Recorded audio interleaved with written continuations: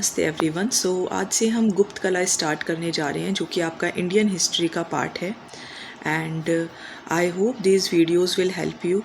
इसके साथ साथ हमने राजस्थान हिस्ट्री कंप्लीट कवर कर ली है, राजस्थान कल्चर पूरा कवर कर लिया है।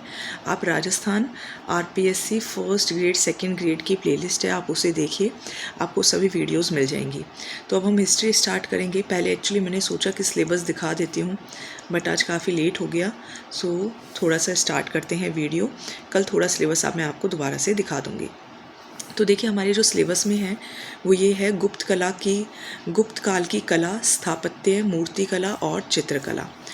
तो अगर हम बात करें गुप्तकालीन मंदिर स्थापत्य कला की, यानी कि जो मंदिर थे वो किस तरीके के होते थे, तो अगर हम उत्तर भारत यानी कि नॉर्थ इंडिया की बात करें तो मंदिर स्थापत्य कला का जो आरंभ था, यानी कि जो मंदिर बनने का जो क्रेडिट है वो एक तरीके से गुप्त काल को ही जाता है।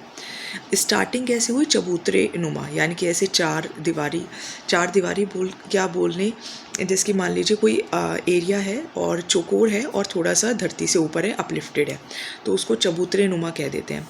और इसके चारों तरफ क्या है? सीढ़ियाँ हैं। ठीक है, इस तरह से चारों तरफ सीढ़ियाँ बनी हुई हैं। और जो बीच में होगा वो गर्भगृह होगा जहाँ पे मूर्ति रखी जाएगी, और फिर बाद में इस गर्भगृह के ऊपर क्या बना दिए गए? बड़े बड़े शिखर बना दिए गए। गर्भगृह के चारों ओर प्रदक्षिणा पथ हो गया जहाँ पे चक्कर लगाया जाता है। और जो आरंभिक मंदिर थे वो पंचायतन शैली में ही बने थे, इसको पंचायतन शैली ही कहा जाता है। ठीक है, तो इजी है, ज़्यादा टफ नहीं पड़ेगा एंड आप लेकिन रिवीजन करते रहिए। ठीक है, रिवीजन करना बहुत ज़रूरी है। तो अब कुछ हम मंदिर देखते हैं, जैसे कि कुछ गुप्तकालीन मंदिर हैं। एक्चुअली आज मेरा गला बहुत ज़्यादा ख़राब है, तो पर फिर भी मैंने सोचा कि जो हेल्प करते हैं और वीडियो तो बनाते ही हैं, ताकि जो कंटिन्यूटी है वो टूटनी नहीं चाहिए। तो देखिए, एक है आपका दशावतार मंदिर। कहाँ है? झांसी में है, उत्तर प्रदेश में। झांसी में है ये, कहाँ पर? उत्तर प्रदेश में, है ना। तो आप ऐसे याद कर सकते हो कि देखो किसी ने ना किसी को 10 बार झांसा दे दिया, है ना, तो अब हम उत्तर देकर ही मानेंगे। तो दशावतार मंदिर झांसी में है, उत्तर प्रदेश में। फिर नचना कुठार मंदिर, पार्वती मंदिर है, अजयगढ़ मध्य प्रदेश में है ये। तो देखिए मध्य में जो पार्वती के जो बच्चे हैं गणेश, वो नाच रहे हैं, है ना। एक वीडियो आती है बहुत ही अच्छी, जो गणेश जी होते हैं वो नाच रहे होते हैं पर्वतों में, तो मध्य में नाच रहे हैं, ऐसे आप याद रख लीजिएगा। एक भूमरा मंदिर है, खो मंदिर है, दोनों मध्य प्रदेश के सतना में है ना। तो घूम घूम के खो गए, है ना, भूमरा को घूम घूम के खो गए। कौन? सतना खो गए, कहाँ? मध्य के अंदर ही। फिर मध्य प्रदेश के जबलपुर में ही है तिगवा मंदिर। तिगवा एक विष्णु मंदिर है, ये भी ध्यान रखिएगा, कौन से शिव मंदिर हैं, कौन से विष्णु मंदिर हैं, कौन से आपके पार्वती मंदिर हैं। तो नचना कुठार मंदिर जो है वो पार्वती मंदिर है। जो भूमरा और जो खो है, तो मान लीजिए किसी की जो संतान है वो खो गई, घूमते घूमते खो गई, तो सतना है, शिव मंदिर है, से शिव मंदिर याद रखिएगा, मध्य प्रदेश में है। तिगवा मंदिर कहाँ है? जबलपुर मध्य प्रदेश में है, विष्णु मंदिर है ये। ठीक है, तो ई की मात्रा है, ऐसे याद रख लेना। ऐरन भी विष्णु मंदिर है। ठीक है, सागर मध्य प्रदेश में है। तो देखो मध्य प्रदेश में ही तिगवा है, मध्य प्रदेश में ही ऐरन है, दोनों विष्णु मंदिर हैं, लेकिन तिगवा जबलपुर में है और ऐरन सागर में है। फिर अपने राजस्थान में है कोटा, जो कि मुकुंददारा मंदिर है। फिर इसके बाद देखते हैं ईंटों से बने कुछ प्रमुख मंदिर। तो ईंटों से बने हुए कुछ प्रमुख मंदिर भी बहुत इम्पॉर्टेंट हैं। सबसे पहले तो सिरपुर मंदिर है। कहाँ पर है? सिरपुर मंदिर जो है वो लक्ष्मण का मंदिर है, छत्तीसगढ़ के अंदर। तो देखो सर छत एक जैसा आप रिलेट कर सकते हो, सर पे छत होती है ना, तो लक्ष्मण के सर पर छत है, तो सिरपुर लक्ष्मण मंदिर रायपुर छत्तीसगढ़ में। पहाड़पुर मंदिर बांग्लादेश में है।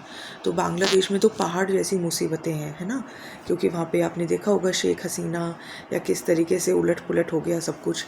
भीतर गांव मंदिर कानपुर में है, कान के भीतर, है ना, कान के अंदर। तो पहली बार यहाँ पे मेहराब का प्रयोग हुआ था। वेग्राम मंदिर, तो बांग्लादेश वाली वेग्रा हो गए हैं, है ना, उनके जो दिन हैं वो खराब आ गए थे।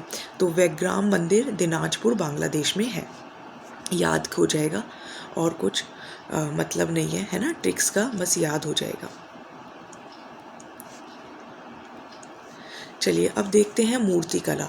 तो मूर्ति कला अगर हम देखें तो मुख्य केंद्र इनके 3 रहे, मथुरा में, पाटलिपुत्र में और सारनाथ में। बहुत सुंदर मूर्तियां हैं, लेकिन नग्नता का अभाव है, यानी कि नग्नता देखने को नहीं मिलती। अर्धनारीश्वर की मूर्ति है, मकर वाहिनी गंगा की मूर्ति है, कुंभ वाहिनी यमुना आदि की मूर्तियाँ आपको देखने को मिलेंगी। विशेषताएं क्या हैं? अलंकृत हैं, मुद्रा आसन में है, आध्यात्मिकता पर है, आध्यात्म को दिखा रही हैं, सरलता है ना। तो ये इन मूर्तियों की विशेषताएं हैं। कुछ प्रमुख मूर्तियां देखते हैं, जैसे सुल्तानगंज के अंदर महात्मा बुद्ध की तांबे की मूर्ति मिली है जो कि 7.5 फीट ऊंची है। उदयगिरी और एरन में विष्णु के वराह अवतार की मूर्तियां मिली हैं। तो देखो, विष्णु वराह अवतार की मूर्तियां मिली हैं। और एरन के अंदर हमने देखा था कि विष्णु मंदिर ही है, और तिगवा के अंदर है ना। सांची व सारनाथ के अंदर पाषाण मूर्तियां हैं। तो साप्पा पा गया है ना, तो साप्पा पाषाण मूर्तियां। कांगड़ा के अंदर देखोगे तो धर्म चक्र परिवर्तन मूर्ति मिली है, पीतल की मूर्तियां हैं। देवगढ़ तो विष्णु देव जी थे, तो देवगढ़ विष्णु मूर्ति है। काशी और कौशाम्बी के अंदर सूर्य मूर्तियां मिली हैं। तो काश हम भी सुबह जल्दी जल्दी उठें और सूरज को देखें। तो काशी और कौशाम्बी के अंदर सूर्य मंदिर, देव विष्णु है। कांगड़ा के अंदर धम्म चक्र परिवर्तन मूर्ति है जो कि पीतल मूर्ति है। साप्पा, सांची और सारनाथ में पाषाण मूर्तियां हैं। उदयगिरी, उदय ने विष्णु का वराह अवतार देखा। सुल्तानगंज में बुद्ध की तांबे की मूर्ति है। अब आ जाते हैं गुप्तकालीन चित्रकला पर। तो ये आपकी मूर्ति थी। अब आ जाते हैं चित्रकला पर। इसको हम और भी बहुत डिटेल में मैं आपको कराऊंगी, 2 या 3 वीडियोस आएंगी, और फिर आपका ये जो फर्स्ट टॉपिक है ये कंप्लीट हो जाएगा। तो देखिए, अजंता के अंदर, एलोरा के अंदर, बाग के अंदर, बादामी के अंदर, सतन वसल के अंदर, सिगिरिया के अंदर यहाँ पर चित्रकला देखने को मिलती है। अजंता गुफाएं महाराष्ट्र में है, 1819 में खोज की गई थी। कुल 30 गुफाएं हैं, जिसमें 25 विहार हैं और 5 चैत्य हैं। विहार में जहाँ पे रहते हैं, और 5 चैत्य का मतलब जो मंदिर होते हैं। चित्र शैली आपको आला गीला, यानी कि कुछ कुछ पेस्टिंग करके और कुछ कुछ घोल बना के उसको चिपका दिया जाता था, फिर उस पर पेंटिंग बनाई जाती थी। तो फ्रेस्को एवं टेम्परा। विषय क्या रहता था? जैसे कोई धर्म से रिलेटेड पेंटिंग बना दी, कोई प्राकृतिक रंग की पेंटिंग बना दी, है ना, नेचर से रिलेटेड पेंटिंग बना दी।